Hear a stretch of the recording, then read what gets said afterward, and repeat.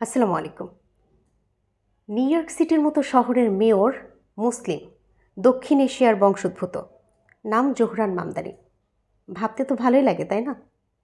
কিন্তু নির্বাচিত হওয়ার কয়েকদিনের মধ্যেই তাকে নিয়ে শুরু হয়েছে একের পর এক ঝড়।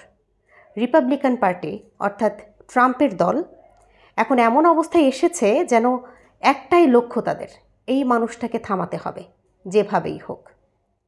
4 নভেম্বরের নির্বাচনে ইতিহাস গড়েছে জোহরান মামদানি, নিউ ইয়র্কের প্রথম মুসলিম ও দক্ষিণ এশীয় বংশোদ্ভূত মেয়র হিসেবে।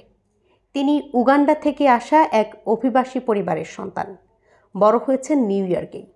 নির্বাচনে তার ক্যাম্পেইন ছিল নিউ ইয়র্ক সবার, শুধু ধনীদের জন্য নয়, এই বার্তাটা। আর ঠিক এই জায়গাতেই তার জনপ্রিয়তা বাড়তে থাকে সাধারণ মানুষের মধ্যে। কিন্তু নির্বাচনের পরপরই শুরু হলো অন্য এক খেলা, রাজনৈতিক হামলা, সন্দেহ আর জাতিগত আক্রমণ। প্রেসিডেন্ট ট্রাম্প পর্যন্ত নিজে বলেছিলেন, যদি মামদানি মেয়র হয় আমি নিউ ইয়র্কের ফেডারেল তহবিল বন্ধ করে দেব। এই কথাটাই ছিল যেন এক ধরনের হুমকি। এবার তারা আরও এক ধাপ এগিয়ে বলছে, মামদানি নাকি নাগরিকত্ব পাওয়ার সময় মিথ্যা বলেছেন, সন্ত্রাসবাদী কার্যকলাপের সঙ্গে জড়িত, এমনকি তার নাগরিকত্ব বাতিল করে উগান্ডায় পাঠিয়ে দেওয়া উচিত বলেও তিনি মন্তব্য করেছেন। রিপাবলিকান কংগ্রেসম্যান অ্যান্ডি ওগলস আর র্যান্ডি ফাইন সরাসরি যুক্তরাষ্ট্রের অ্যাটর্নি জেনারেলকে চিঠিতে লিখেছেন, মামদানির নাগরিকত্ব তদন্ত করুন আর মিথ্যা প্রমাণ হলে তাকে বহিষ্কার করুন। ভেবেছেন কোনো প্রমাণ ছাড়াই একজন নির্বাচিত মেয়রকে এমন অভিযোগে টার্গেট করা হচ্ছে? কিন্তু বিশেষজ্ঞরা বলছেন এই দাবি আইনগতভাবে অবাস্তব এবং অগ্রহণযোগ্য।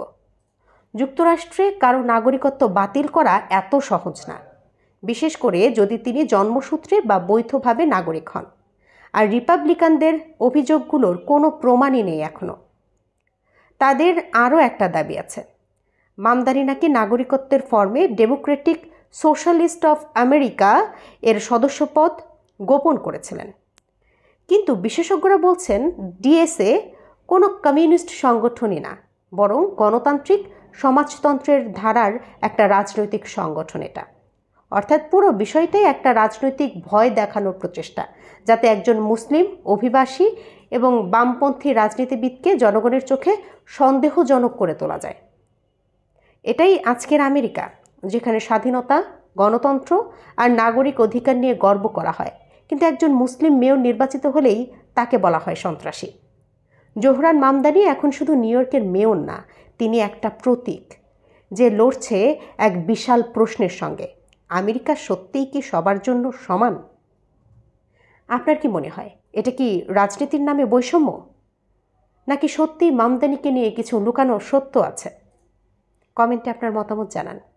আমি আপনাদের প্রতিটা কমেন্ট পড়ব। ধন্যবাদ সবাইকে।